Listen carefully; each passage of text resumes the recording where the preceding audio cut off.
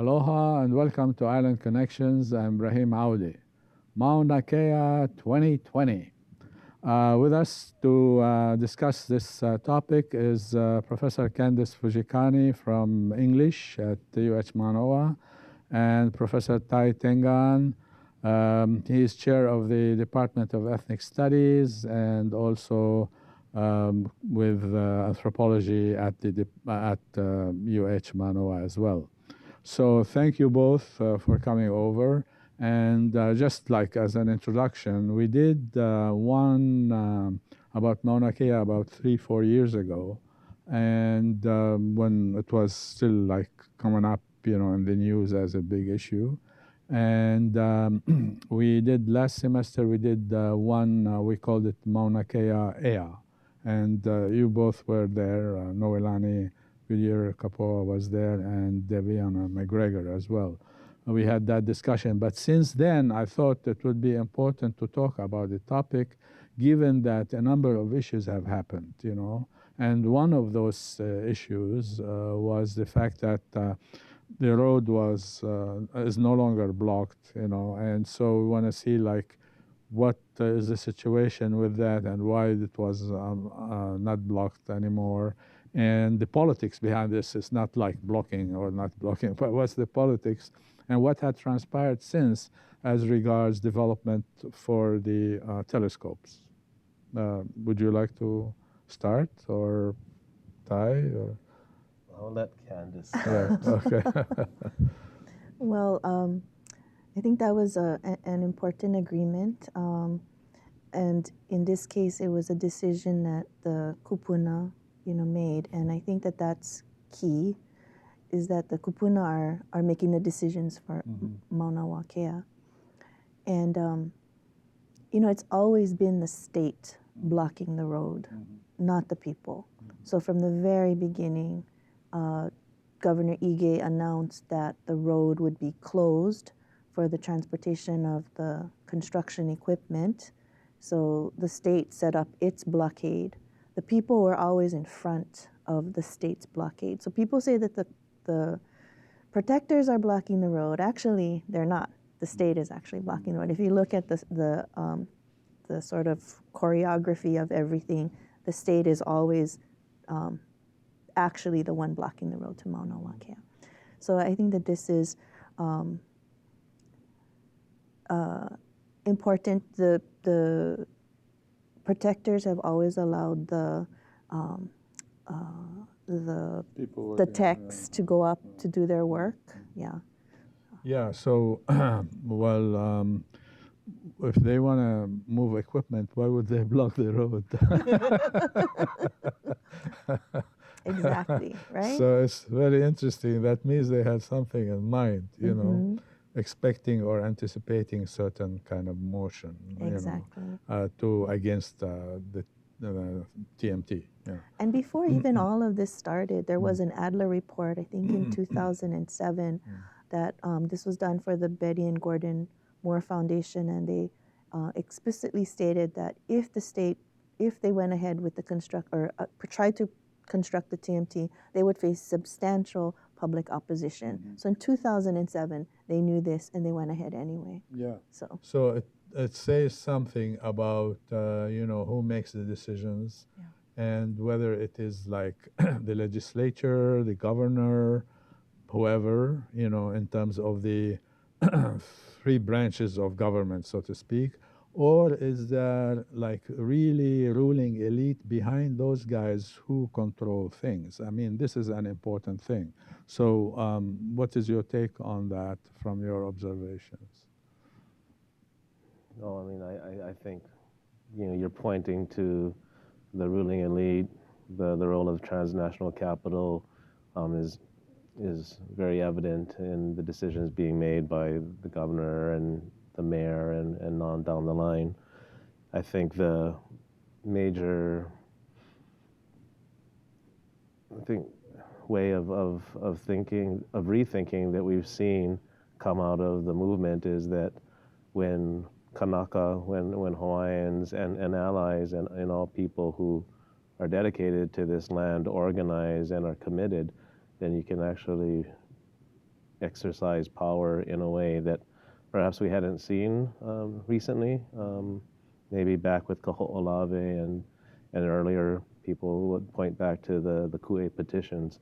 But this kind of rising of Hawaiians, of other people in solidarity, and the broader networks of workers, of people working against the elite transnationally, has really led to a global awareness that's solidified the commitment and dedication of those who are holding the line. And as Candace said, it wasn't the Kanaka and the Kupuna who were the ones who were creating the blockades. It was a response to those barriers and obstacles that the state and, again, their transnational elite backers had been putting up for the rightful access to the aina of the people. And I think that's an important point. I mean, in terms of the blockade, because that can be used in propaganda, to delegitimize, the movement, you see. So that's an important thing that we have to do. So always the narrative is leading, actually, and creating certain kind of consciousness in that. Right, and actually, I'm really glad you brought up the whole transnational capital role in this, because India has come out saying that they want to relocate the TMT. So I think that that's a very important point. The investors, the transnational the investors themselves don't want it there. Yeah.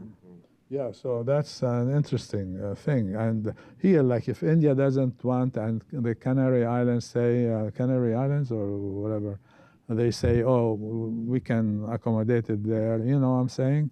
So it means like the decision making is exactly where it is, I mean, certain ruling elite, and this ruling elite is, local, is connected with transnational capital. I mean, it's clear. We know it from tourism and the rest of it. And we need not go into that at this point. But that is, I think, a critical thing.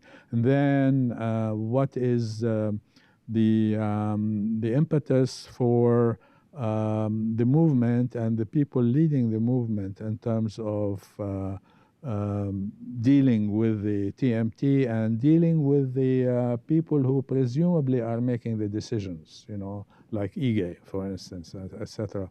So here we need to say something like in terms of there has to be, especially during this kind of development of the struggle about Mauna Kea, more consciousness, more awareness, more like becoming akamai politically, to figure out how to deal with those guys, who are on the other side of the TMT issue. Well, what do you say to that, you guys?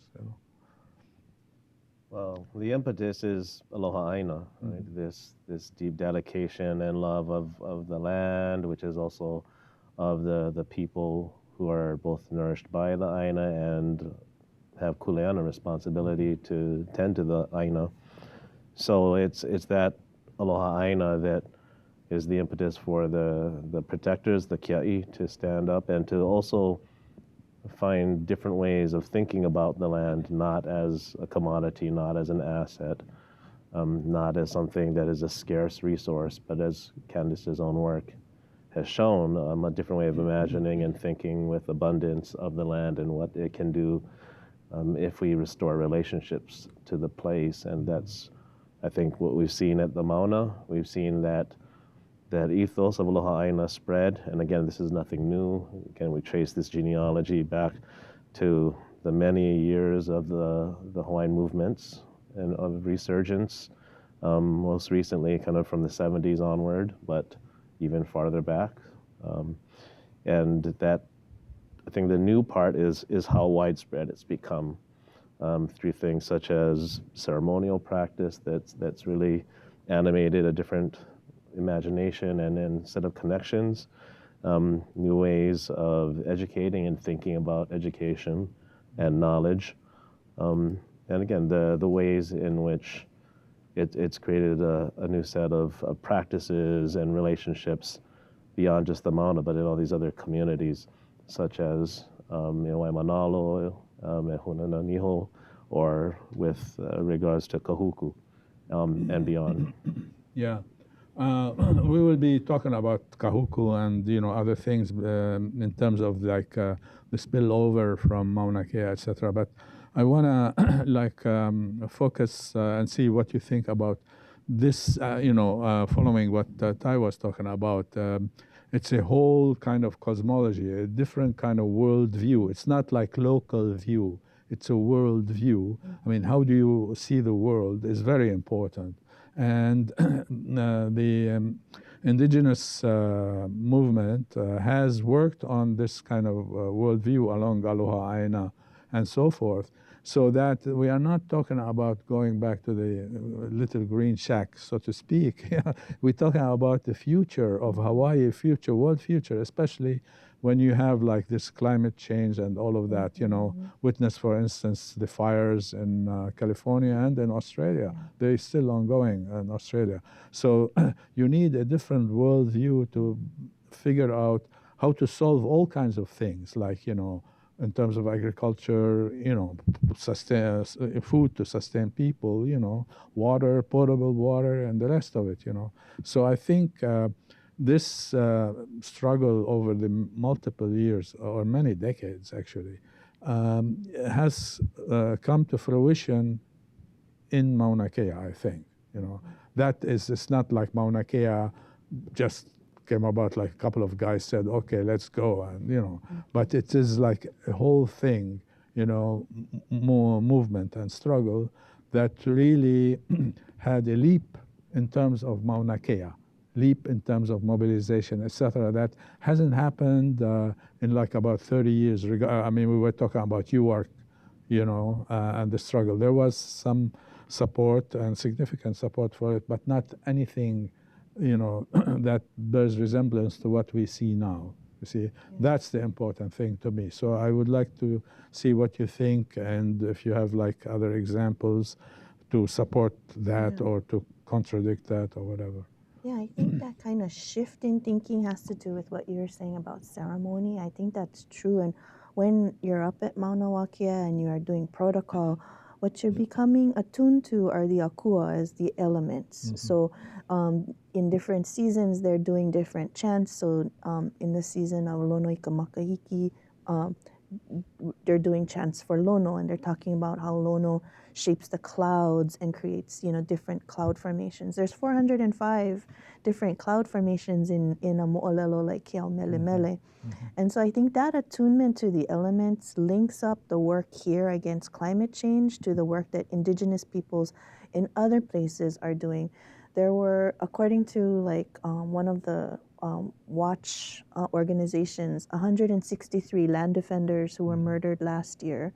And I think that that is a kind of way in which the struggle here is connected to the struggles in other places. And people will say, people are not getting murdered here, but Ruth Alawa, she's one of the Kia'i Mauna, she said that she receives death threats. In the way that Haunani K. Trask used to receive death threats, because there's this real fear of the settler state losing its hold. So that kind of thing with, our people in Hawaii, the Mauna protectors here, facing death threats, connecting them to land defenders in other places, we see that indigenous peoples are on the very front lines of the movement against climate change, the challenge to capital.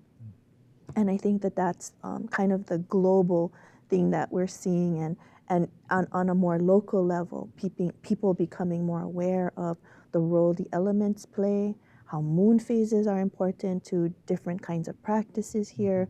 Those are all cultural practices that have sustained Kanaka Maoli for millennia, as opposed to the kinds of practices of capital that are exhausting the earth. One example, I mean, talking about how indigenous people are struggling and moving forward and having this forward outlook.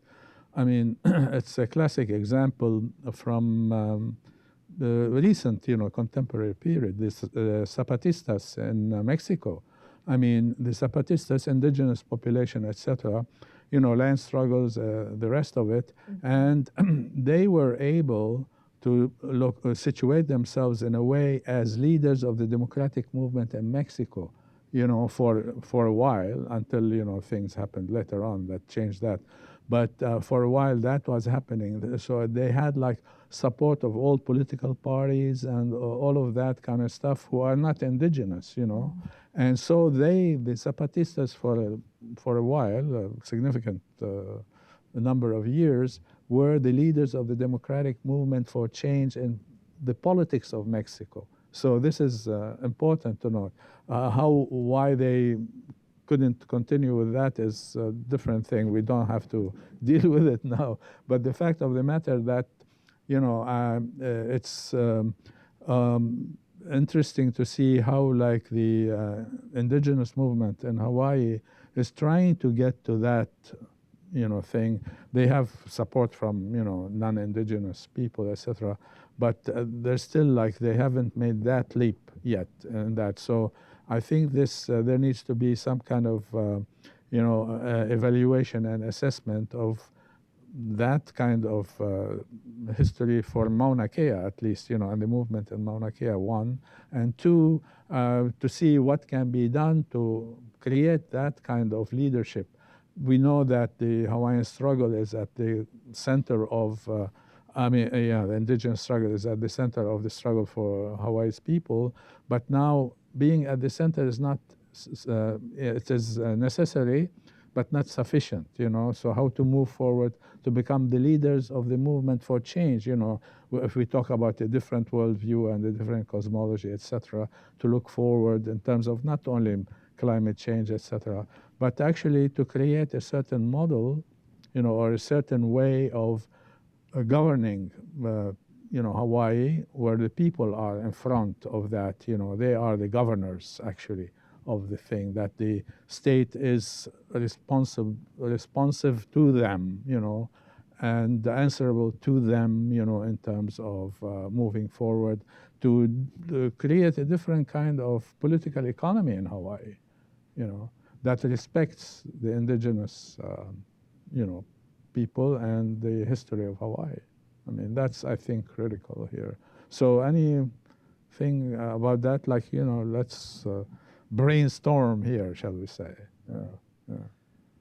Again, I think the Mauna offers some important examples on unlimited ways in which that's happened. I think most people perhaps still see it as primarily a Native Hawaiian issue, but it's been clear from the beginning and as articulated by the leadership, by the kupuna, as well as the young leaders, that they're really calling everyone who has a connection to this land and cares about it. Aloha Aina is meant to be for anyone who's going to take on those responsibilities to Aloha the Aina, to be involved. And so at the Mauna, you've seen many non-Hawaiians who have been able to step forward, have been invited in, and also given sort of instructions on how to enter the space, whether it's as a guest who's just visiting the pu'uhonua, or if you're someone who starts off as an observer of the ceremonies, and by the end of the event, you're being, everyone get in here. I don't care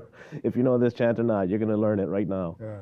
And I think that's been really important for showing that this is really calling all of us to be not only a participant, but also accountable in the movement. And that's, I think, an important way of imagining how other movements could do the same. And I know that they have tried doing that in some of the other sites where protectors or kia'i have made those stands, whether, again, it's Kahuku or Waimanalo. And even here at the university, when there was during the last fall semester, and in limited ways now, but less so now, the efforts to call in together students and faculty and community members to hold that space at Bachman, to both occupy it in order to assert kind of the stand of the kia'i in the face of the president's office, but also in the ceremonies that were taking place right outside at Wise Field, which was meant to be connecting with the Mauna and the ceremonies there. So here we also had, I think, a really important example of other non-Hawaiian faculty, students, and community members who had perhaps not seen a place for them to be involved in the struggle, to be present, to be active. So I think there's a few other things that we could look at, but maybe I'll just let Candace talk. Just a quick thing. Like I was passing by, driving, a few days ago, here on University Avenue. Say, oh, how come no more the Hawaiians? Did they leave the blockade, so to speak? I'm just. It's an attunement of the seasons. Yeah. Or, So yeah. there'll be a renewed presence there in a little bit. Okay, so that I was wondering. Yeah. Is it because, it's a reflection of what's happening up there? I think in large part it is because of a reflection of what's going on up there. The students who occupied Bachman at the beginning of the fall semester stayed there throughout the fall semester. And there were daily ceremonies that were held at the Ahu, at the altar that was built actually in 2015 when the first kind of stand to protect Mauna Kea took place. But that Ahu became an important site for the holding of daily ceremonies, which really lasted throughout the semester. At the end of the semester, in part because it's the end of the semester and students had to go home. And also in part, I think, because of some important successes on the part of the movement to stop the construction, the kind of truce that was then called, whatever we're calling this agreement, with, to kind of stop any construction through February. Is it meant to be through the whole month of February? It's also snowing up there, so it's also allowed people who put so much time and energy to rejuvenate, to restore themselves in anticipation of the next big. Some of them are on the side of the road. Right. Yeah. So both up there on Mauna, but here at the university as well. I think the small group of us who are leading some of the ceremonies here had a meeting last week, and we decided that, again, because right now it appears that the need for the daily ceremony is not there, we'll do some periodic ones. But as soon as things pick up again with the Mauna, then we'll bring those back more fully. Yeah. You want to say something along those lines? I agree that the movements that are happening in Hawaii, it's important that they're Kanaka Maoli led, because they have behind them hundreds of generations of observations about what is best suited for this place, what kinds of practices, what kinds of the kind of human activities, how they have an impact on interlocking ecosystems. They have that history behind them. So in that sense, they have that aloha aina, and that genealogy that makes them best suited to lead. But they have been welcoming everyone in. And for people like me, who identify as a settler ally, what's interesting is thinking more about how you move from being a settler ally to being a settler aloha aina. So Noelani Goodyear Kaupua talks about, a settler aloha aina as a practice on the part of people who are not Kanaka, but are growing this love for this place and are willing to step forward to testify in protection of this place. So I think that when we see, at the Mauna, we see the Socialist Democrats up there, we see a lot of different Pacific groups up there, and as well, the student group here was really mixed. There were Black students, white students, all kinds of interethnic alliances happening. I think that's been very, very important. But as you were mentioning, there is a kind of protocol, because there is a way of respecting what is the leadership on the Mauna. It's very decentralized. So instead of, they're not, even though Noe Wong Wilson is the spokesperson for the kupuna, they talk about the decision that the kupuna make, not, one person. And then even with the leadership of the actual, running the infrastructure, they say that we are all alakai. And this reminded me of something that this woman said on Mauna Kea in 2015, right after the stand.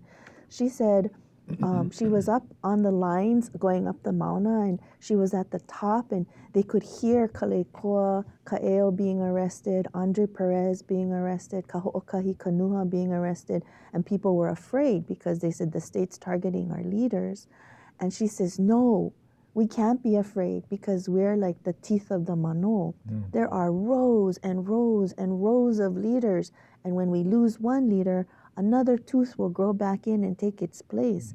And when she's talking about the shark, I looked it up, and sharks can have up to 30,000 teeth in their lifetime. Wow. Because they lose hundreds of teeth each time they eat, because they shake their prey so viciously.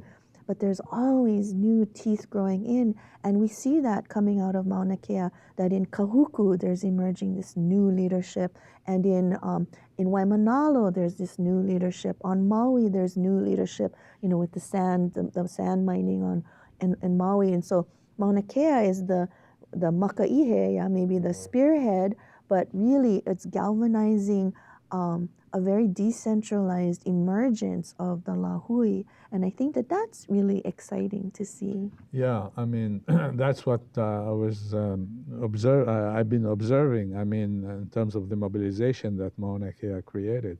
And were it not for Mauna Kea, like had they said something about, like, the windmills, not too many people would be mobilized because of the windmills. Yeah. But Mauna Kea, then the windmills, then it would become another story, because then they can see the connection between the windmills and the TMT, as an example, or geothermal, for instance. And, this whole struggle for geothermal, like in the 80s, etc., like bore fruit, I mean, you can see it because it was one of the struggles that really galvanized, over time, the indigenous movement. And not only the indigenous movement, there was like a coalition of, non-indigenous who cared about for the rainforest and all of that was being destroyed, But, at least they had to limit the geothermal thing now.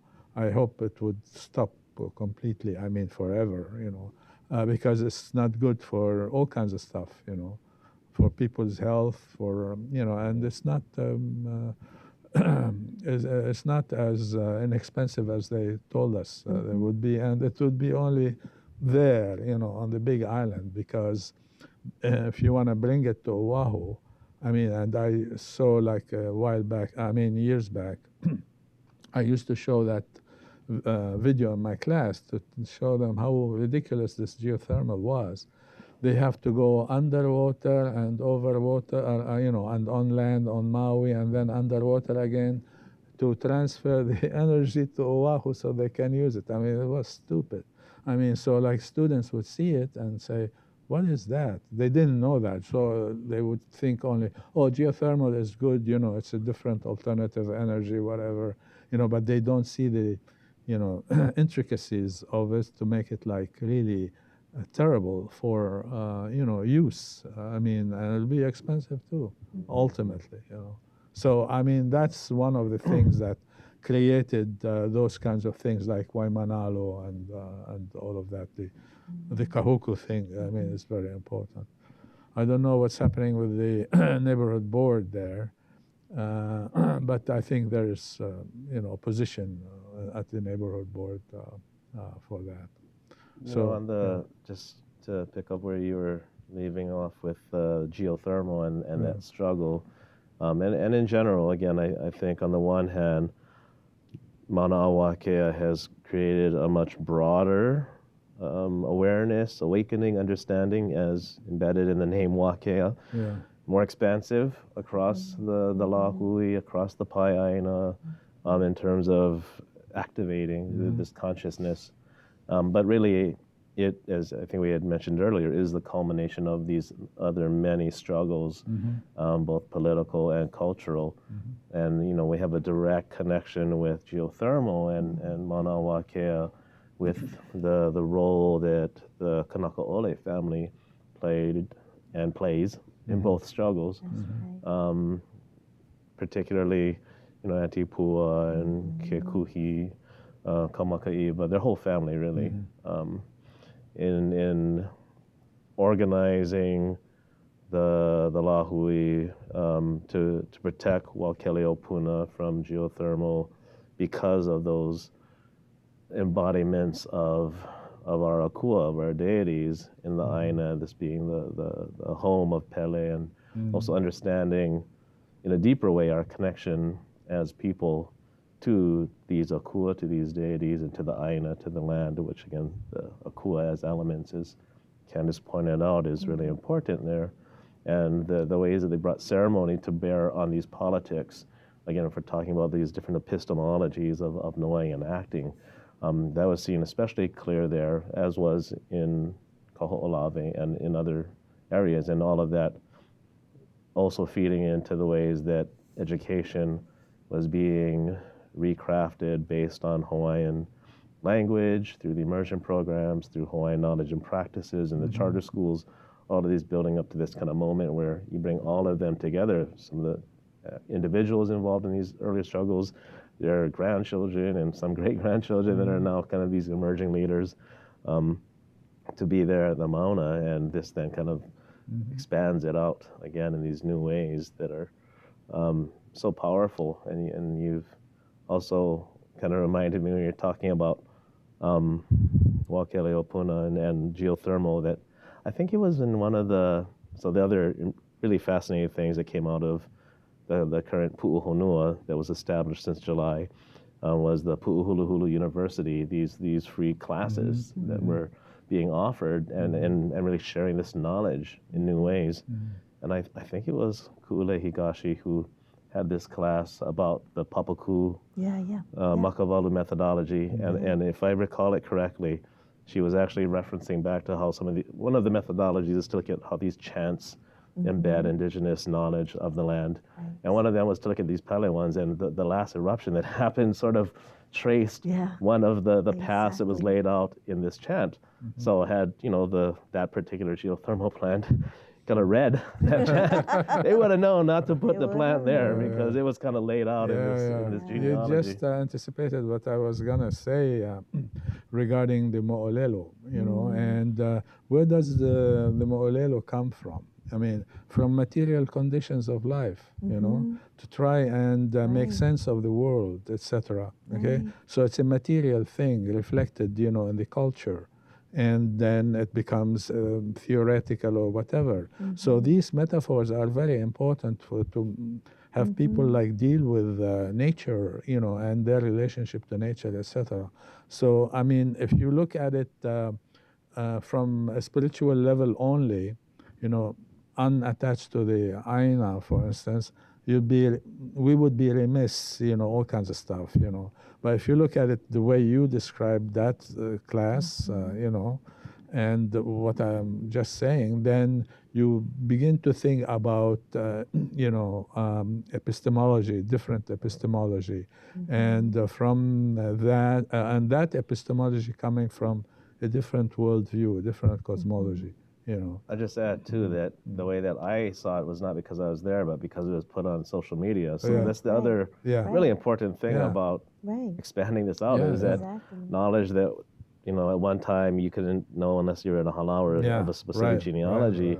These kupuna on the Mauna said, we need to get this out there for everyone, and so you have these these really brilliant classes that are also live streamed or archived so that everyone can access it and again, broaden that out. Yeah, we can. The mo'olelo of water on Mauna Kea is from the year 1300, and it tracks where the water travels. And you know how the scientists say they just discovered water under Pu'akuloa? Well, that was like 1,300 years ago. They already knew that the water went from Mauna Kea all the way to Hualalai. So that there's all this information in the mo'olelo. That's discounted by the state because it's seen as story, rather than history. Yeah. Right. They're not educated, but also their class position is different. I mean, as you said, like transnational corporations, they don't care about indigenous people, etc. They want this pipeline to go here, and they want this TMT to go there, and that's all what they care about. They don't care if you have money to pay the rent or whatever, as an example. And what's interesting too with the kind of explosion of, consciousness and resurgence in Kanaka Maoli and settler ally Aloha Aina communities is that the state is imploding. So now the state is attacking nonprofit organizations, and it's getting this huge backlash. So the state shifts tactics and says, okay, they're going to withdraw a bit from Pu'u Honua Wahuluhulu, but what they're going to do is they're going to attack Kahea, one of the nonprofit organizations that's been helping to pay for bail or for attorney fees for the pro bono attorneys.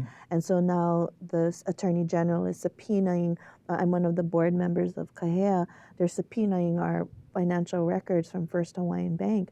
And they want to go back 3 years. They also demanded a list of names from Hawaiian Airlines for people who donated miles to the protectors. They also subpoenaed OHA, wanting to find out how monies were being spent to provide toilets up at the Mauna. So this kind of attack on nonprofit organizations, Hawaiian organizations, is, leading to the demise of the state. And there's a crisis. I mean, capitalist crisis, a global capitalist crisis. Anyway, and the one that will be coming would be analysts, political economists and stuff, talking it's going to be like the 2008 one would pale in comparison to the one coming up. So it's just a matter of time. It's not like if, But regarding the globalization, this globalizing world, and we can take advantage of it, as you say, like through all kinds of technology and social media and all of that. So that's an important thing, to look at and see like how we are forward looking and not like, backward, and that is an important thing. But this attack on, OHA, I mean, regardless of one might think of OHA, and all of that kind of stuff, but this attack on OHA and in terms of support, for the Mauna, and in terms of people like donating miles, and why are they donating miles? This is like anti-democratic, attack on your First Amendment rights, Exactly. And, I hope the ACLU would pick that one up and go for it. I know. They were subpoenaing surveillance tapes from bank machines for anyone making donations to Kahea or something to that effect as one of the 18 records they wanted, from canceled checks to surveillance footage at ATM machines. That's that kind of surveillance that's an attack. state. And I think the movement needs to deal with this. Right. I mean, not let it go. And expose the Attorney General and the rest of them, in terms, because this is anti-democratic against the First Amendment. Even, we have a constitution, whether we're working under it, so you can use it this time in your favor. You know what I mean? That's the kind of politics and tactics and strategy that one needs to deal with and be akamai about it, about using it, etc., for one's favor, in one's favor. So, okay. Anything else you want to say regarding the Mauna? I have a couple of questions, but I'll save them for later. Well, what I love is that there are all these children who are involved, and they're growing up learning to say, we rise like a mighty wave. And I think that consciousness at that level for young people is just amazing. And that's the transformative part, is that they're taking Mauna Kea as the norm. Mauna Kea is not just an event. It's a structure. It's restructuring our imaginaries, what we think is possible. And for these young people to take for granted, yes, of course it should be where Kanaka are able to practice, out protocol out on the pa. That's just amazing. And the Pu'uhuluhulu University, also amazing, where you bring in farmers and you bring in fish pond operators and you bring in salt upon peoples to come in and talk about the knowledge they gain from their practices that are applicable to governance. That's exciting to see.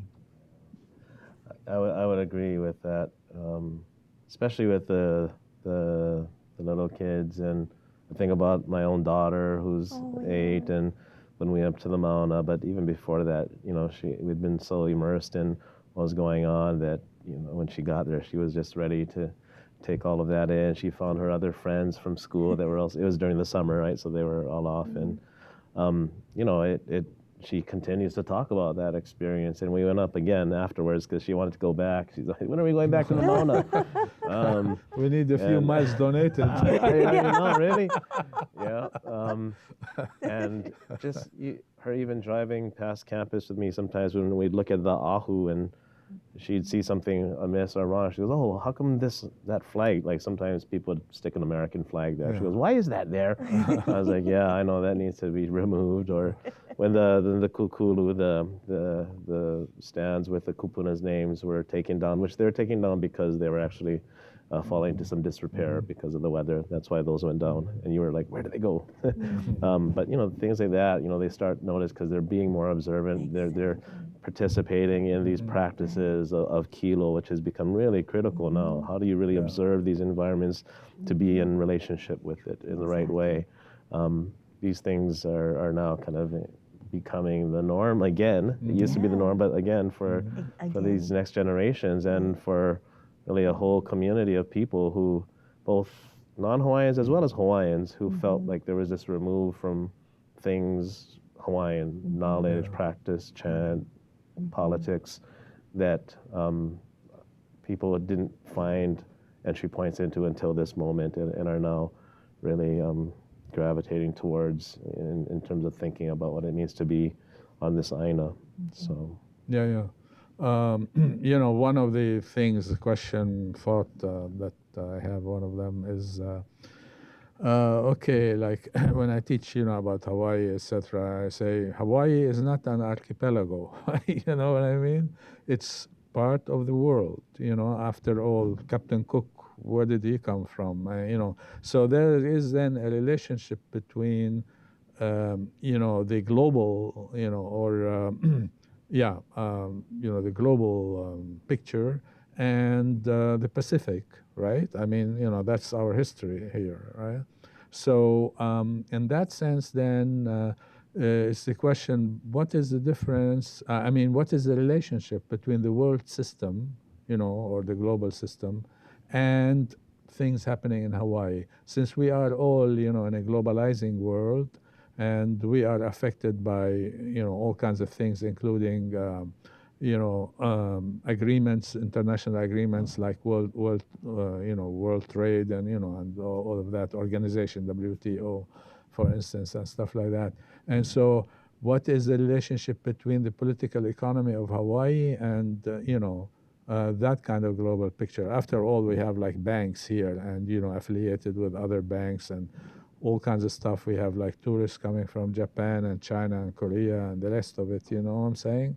So I look at this picture and I see that if we are to also figure out our tactics and strategy for the movement, what is our relationship to that globalizing world and global capitalism? That's, I think, very critical in terms of doing strategy and tactics.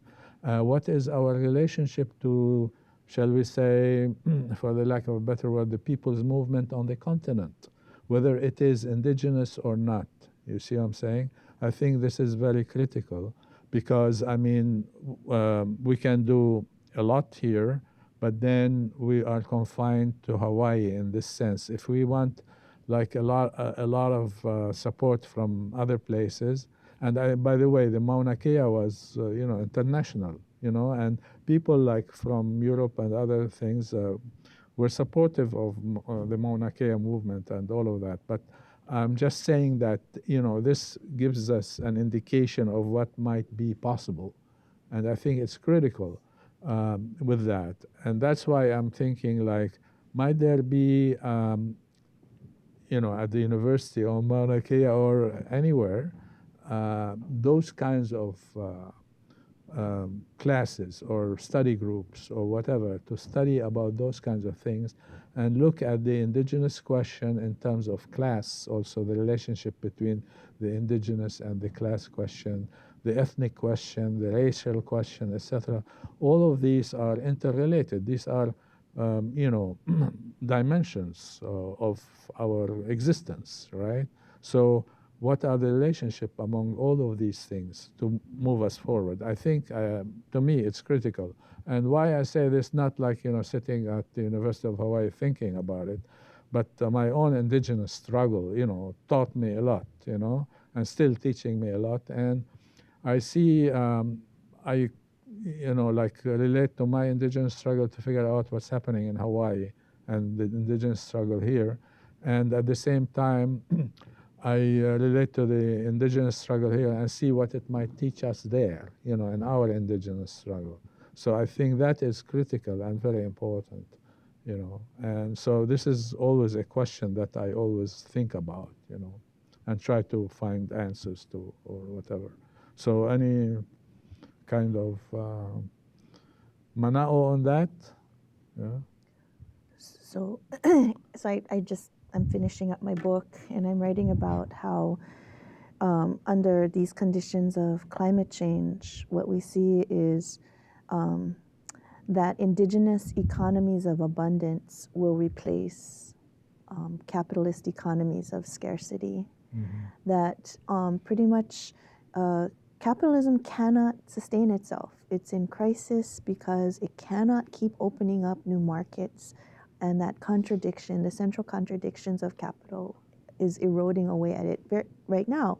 And so what it is it's not just a scale problem where what happens in Hawaii has to spread out to the rest of the world. What we see are these little emergences all over the world of indigenous economies of abundance that are cropping up, kind of like mushrooms. Anna Singh talks about this as the mushrooms popping out out of the ruins of capital. Yeah. And so I think that when you see that shift in mindset that focus not on the production of unmet desire, which is what capital is based on, but rather the production, the growth of abundance, the kauhale system, a system that focuses on the production of food, on economies of satiation, of sharing and bartering and gifting, I think that there's a fundamental shift that's happening that way, and that it's not that we have to combat globalization. I think globalization is just moving towards its own demise. Yeah, and then there is like globalization from above, globalization from below. I mean, that's what I'm talking about, taking advantage of that. Globalization of the people. It's not like we don't want globalization. We want globalization, of the people from below. And this is very important concept here. We've done a number of programs on globalization, like from long time ago. Remember that VHS, like when we had VHS? Yeah, so it was very good. But I did a few others, like 2-3 others on that. And in fact, the next show is going to be on globalization after this one, because things happened, and we're going to be doing more on globalization. But I think this is very important to the indigenous question, and not only to the indigenous question. But, for instance, Jim Dater, a futurist, he retired a couple of years, I think 3 years, from the University of Hawaii. And he talks about how the indigenous, epistemology and worldview, etc., can lead the way for our future. That's why in the beginning of the show I was talking about, it is looking forward, etc. Because a number of futurists are looking at it this way in terms of, indigeneity and what it might engender in terms of trying to solve these problems that we face every day, I mean, but we are like kind of numb to it because of all that propaganda, you see. Anyway, so I thought, I just wanted to say that. I think that bringing up the class question is really critical. It's one of the ways in one of the many ways, you know, our community, the Hawaiian community, as well as other communities are divided. And I think there's sometimes been this kind of image, sometimes correct, sometimes not, that the Hawaiian movement is more kind of a certain class, led more by middle class, maybe more educated. I think that's sometimes way overblown in how that gets depicted. But there are some real differences between somebody like myself here at the university, talking and acting on this, and say the handyman that came over to my house the other day, who we were looking at this leak that I couldn't fix, and so he was telling me how to do it. And then we got into this discussion. He's Hawaiian too, so we're talking about all these Hawaiian things. He's, oh, you know, all the leaks in the Hawaiian movement. there's some leaks in the Hawaiian movement, right? So he's, oh, you know, yeah, I'm for the TMT. You know, I'm one of these Hawaiians who's for progress, and you know, like, because these are the jobs, right? And that's again the discourse that the elite perpetuate, that we need the jobs in order to benefit the community. And again, without a real serious examination of who's actually going to get these jobs, where this money is actually going, which won't usually be going back to these guys, right? So these are the study groups and the classes that are needed, you know. Right. So I mean, I would just say that to echo your point, that it's so important to have those discussions, because I think we don't always deal with class head on in the way that we need to. On the other hand, I've also seen a much broader kind of take up of the movement within the working class than I'd seen before. All these convoys. These are the working classes that are standing up. You need to take you know, advantage of this and educate them about the real stuff that you were talking about. And again, it's them taking up the leadership, not waiting for people at UH or on the Mauna. They're organizing it. They're doing it. I mean, that's the idea. But you need, like, you know, let me put it this way. You need theory. You need like thought. You need like that to direct it in ways that cannot be derailed by the elite. You know, I mean, that's, you know, in my indigenous struggle, Palestinian struggle, I mean, the people and the leadership are collaborators par excellence, you know. So they don't represent me, but there are movements outside of that, you know, on the ground that rejecting those guys, they're still holding on, you know. I mean, not because, oh, he's Palestinian, oh, I love him, I want to kiss him or whatever, you know what I'm saying? You got to know who is in the leadership, you see, who should lead. I mean, that is very important. And without theory, without understanding, without all that kind of stuff, you know, we will have more of a problem arriving where we should ultimately, you know. I think that is a critical thing, you know. But what about the organic intellectuals, right? Who are deriving theory from the community. I love that. Material conditions of life. I mean, that's why I said the mo'olelo. I mean, you know, it's not like somebody was on the beach and started talking nonsense, you know. I mean, it's real, you know. That's material conditions of life. That's true. Trying to explain the world, you know, in certain ways. I mean, that is very important. In my classes, usually or often, I tell my students, like, your culture in their face. Not because, you know, just culture, etc., but where culture comes from. You know, it's a material thing, you know, in your face, because this is it, you know. I mean, it is in opposition to that which you want us to do, you know, that is not good for us. Well, we have a lot of homeless and more homeless, you know, and more unemployed, and people who are getting, like, you know, enough money to live on because of inflation or whatever it is, you know, they can't get there, you know, as they used to like 20 years ago, you know, and all of that. That is very important, because after all, the Hawaiian or the Japanese in Hawaii, you know, local Japanese or what have you, they face similar stuff. I mean, there's not the repression or oppression of the indigenous question, but in daily life, you know, they, you know, face similar stuff. So why not, like, see the connections? Exactly, right? I mean, that is the clear thing. That's the important thing, I think. Kalani Young is writing about that. She has like amazing pieces on like house free. not homeless, Yeah. but house free. And you think Home about, free, right? right? She calls it home free, but I'm thinking house free really gets at the way that Yeah. houses represent humanity for people. She's the one. But UH West Oahu. Yeah. She just finished her dissertation, and she has a piece published in Hulili that's so beautiful because she brings together trans communities and home-free communities. Right. But I can talk to her because I think there should be house-free communities, because they're not home-free. She was doing the work with the Pu'uhonua Wai'anae, right? Yeah. The I haven't seen her in a while. established there. But She would be great to have on the show. Yeah, I know. I haven't seen her in a while. I asked her to write something about houselessness or homelessness, and probably she was busy with her dissertation. Probably. Maybe, But no, it'll be good. And she participated in a forum here as well. She Remember? was- Really good with Una. Yeah.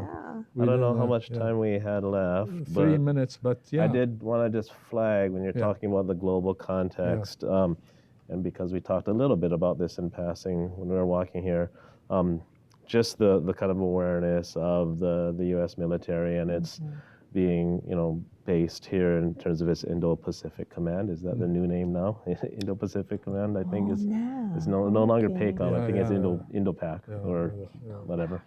They are expanding. Right. Wow.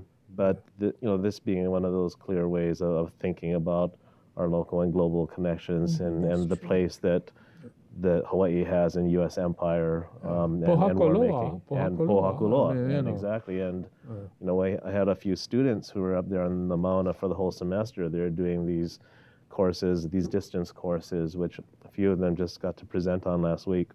They're doing these journals as part of the work that they were doing in the Mauna.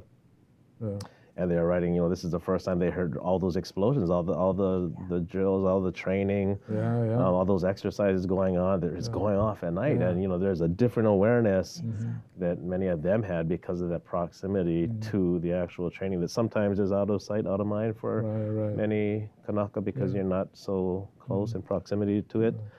Some are in Wai'anae. I mean, it's not hidden. So, but that I think is an important way of linking that also helps students make those connections with if you're going to stand for this aina here, you need to kind of make that other broader stand. And some of them did participate in various actions that were taken where kupuna as well as students were there at the Pohakuloa training area to, in that case, protest, but also to protect aina. Yeah, because we mentioned this last program when Mauna Kea about Pohakuloa, and you mentioned that there's a lawsuit going on, etc. But lawsuit needs support, by mass action. Okay, we know this from like the Otakam struggle here. We would have lawsuits, but we also have mass actions, demonstrations, 300, 400 people, all of that kind of stuff. So that's important.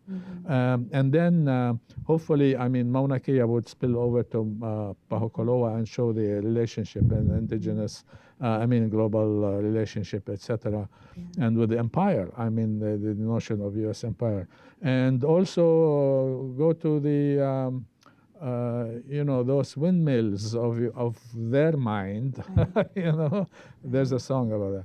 But the windmills in Kahuku, you want to say something quickly about it? We can show the picture there, Okay, so the windmills are 568 feet tall, and so they have flicker effect, they have low frequency vibrations, other kinds of effects that are particularly harmful for children with epilepsy, autism, and elderly people. A lot of people, actually, one of the symptoms is they can't sleep, they feel nauseous, people pass out. The flicker effect is very powerful.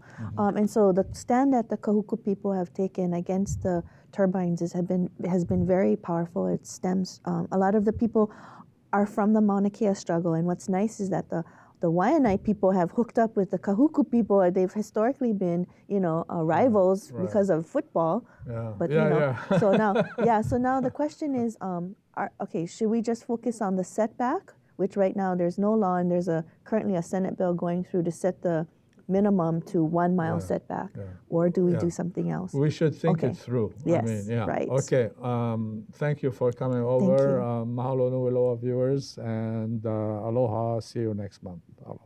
you.